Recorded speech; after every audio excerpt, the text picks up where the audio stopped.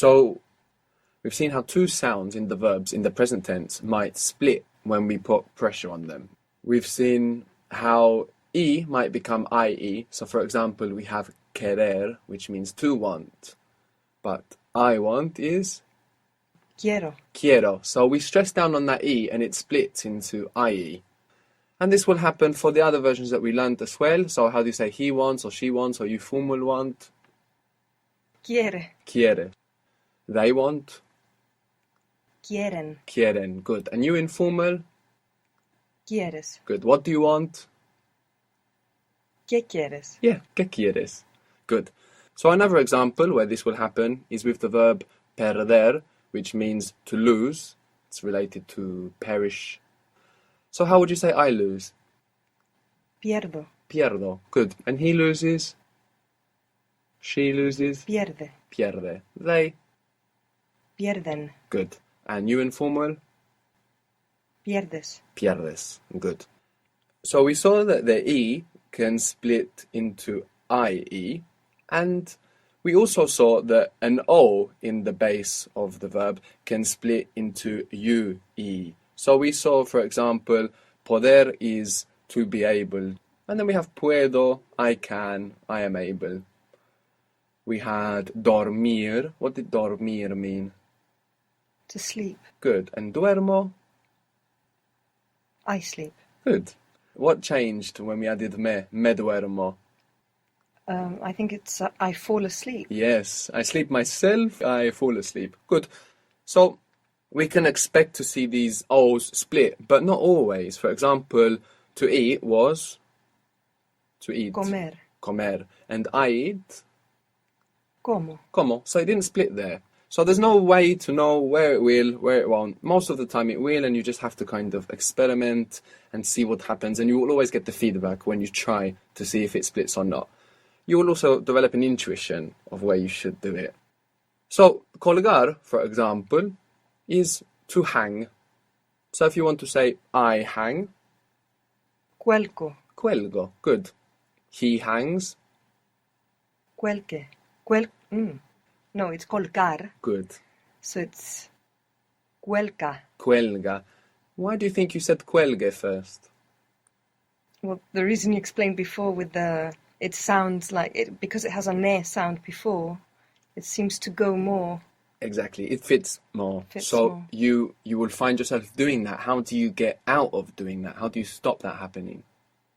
By going back to the to version of the verb. Exactly. And then you're in control. Colgar, our verb, cuelga. Good. They hang. Cuelgan. Good. They hang it. Lo cuelgan. Lo cuelgan. They hang them. Los cuelgan. Good. She hangs them. Los cuelga. Good. Los cuelga. Words in English that begin al, so not end al, like normal, normal, metal, metal. If they begin al, they come from Arabic. This al means the in Arabic, and in Arabic it's written with the word. It's written as one word. It's all stuck together. So when words came in from Arabic, they kind of came in most of the time with this al, which meant the. So for example, alcohol. And when we say the alcohol, we are actually saying something like the alcohol. Something like this. The verb to take is tomar. Tomar. Tomar. Tomar. Tomar. And this is also used like to drink. So it's used like take generically, generally, but also to drink. How would you say, I don't drink alcohol? I don't take alcohol. No tomo alcohol. Good. No tomo alcohol. Sugar in Spanish is azúcar. Azúcar. Azúcar. Azúcar. Or in Spain, because we have a Z here, it will be azúcar in most of Spain. Now, this is also an Arabic word, and it's the same word as sugar in English. Might not look like it. What's happened here? In Arabic, the L of al, the word for the, assimilates, changes to match the next letter if the next letter is kind of close to it. It does this with about half the letters. So in Arabic, actually, instead of al-sukar, you say azúcar. And this passed into Spanish. But in English, we got the word without the at the beginning this time. This time, sugar came in without the at the beginning. So they look kind of different and sound rather different. Sugar, azúcar. But again, they're the same word. So how would you say, I don't take sugar? No tomo azúcar. Good. No tomo azúcar. Arroz, rice, is also an Arabic word. It's actually al-ruz, the rice.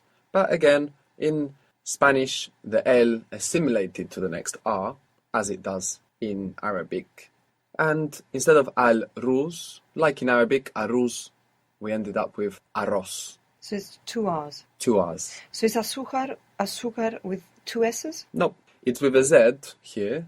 Because two S's are not a combination you find in Spanish. So for example, in the word possible, we have two S's there in English. But in Spanish, when we write posible, we write one S. The same with passion. We write one S in Spanish, pasión. So you don't get two S's together in Spanish. But you do get two R's together to differentiate between the normal R and the rolling R. So in Spanish, we have A-R-R-O-Z. It's just a simulation of al-ruz, arroz, to Spanish arroz. And it's the same word as English, rice. So how do you say I want rice? Quiero arroz. Quiero arroz. Good. Algebra. How would that be in Spanish? Algebra. Algebra. Algebra. Algebra. Good. Spanish has a lot more Arabic than English. The south of Spain was part of the Muslim world for 800 years. So the languages had a lot of contact. And you get more words in Spanish that you don't have in English that are from Arabic. So for example, aceite, oil. In Arabic this is zait, aceite. Aceituna, olive. Zaytun in Arabic. Alfombra, which means carpet. Almohada, which means pillow. All of these words, they came in from Arabic. When you find al at the beginning, with maybe a couple of exceptions, it's from Arabic. So we said, I take is tomo. How is he take, she takes, it takes, you formal take? Toma. Toma. Good. You informal, talking to a friend? Tomas. Good. How would you say, what are you taking? This could be a way to ask, what do you want to drink? ¿Qué tomas? ¿Qué tomas? To drink exists. It's beber, beber. And the word drink, the noun, una bebida, a drink. Una, we have a for feminine words. Una bebida or la bebida, the drink, comes from beber. But tomar, to take, is extremely common. They take? Toman. Toman. Good. Now there's one more version of the verbs that we didn't learn yet, which was the we version. We didn't learn how to say we want or we have. Now, we take is tomamos. Tomamos. Explain to me what I did then to get we take. If I go from tomar to tomamos, what am I doing? You took out the R and put a mos at the end.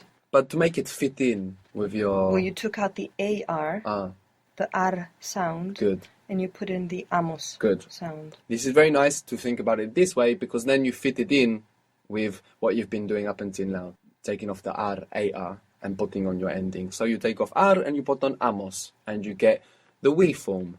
So, how is to speak? Hablar. Hablar. And we speak? Hablamos. Hablamos. Good. So, with amos, we're adding on two syllables, and the accent is going on the second last syllable. So it's in a different position, the accent, to the other versions. If we look at tomo, toma, toman, tomas, tomamos, the accent's moving. Again, to speak. Hablar. I speak. Hablo. She speaks. Habla. Habla. They speak. Hablan. You informal. Hablas. We. Hablamos. Hablamos. Good. So this affects the split of the E or the O in the root of the verb, because we said that it splits because you stress it. But in the we form, we don't actually stress it. So let's look at this. What was to find or to encounter? Encontrar. Encontrar.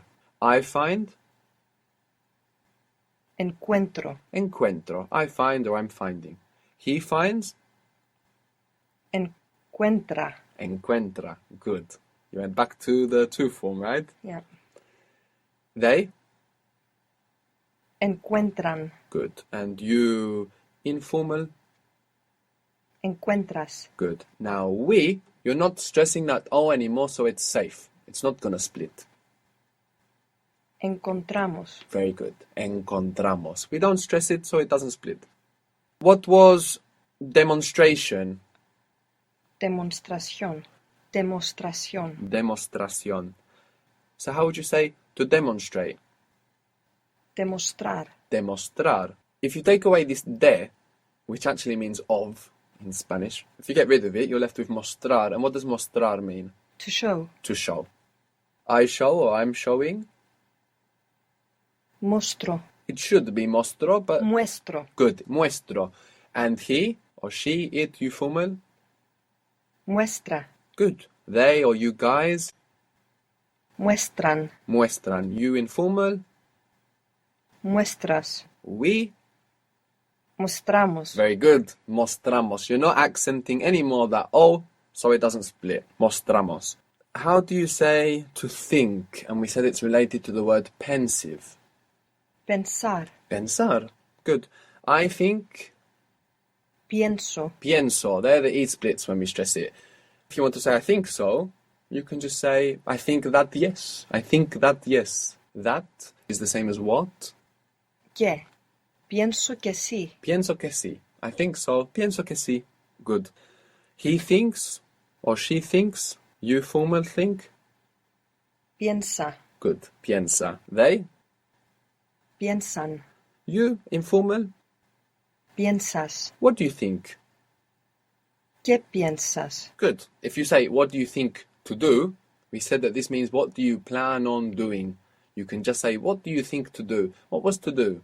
To do or to make, which begins with a silent H. Hacer. Hacer. Good. So, what do you think to do? What do you plan on doing? ¿Qué? You informal. Hmm. ¿Qué piensas hacer? Good. ¿Qué piensas hacer? Now, how would you say we think? Pensamos. Good. Pensamos. So you're not splitting there. Pensamos. The verb to close is cerrar. C-E-R-R-A-R. Cerrar. Cerrar. Good. Or in most of Spain, cerrar.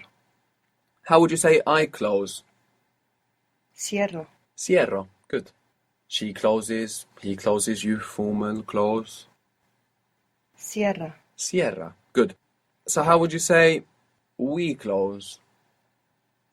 Cerramos. Good. So we're seeing that really this issue of the E's and the O splitting is an issue about stress, and it's only when we stress them down that they split under that pressure. When we don't, they are intact.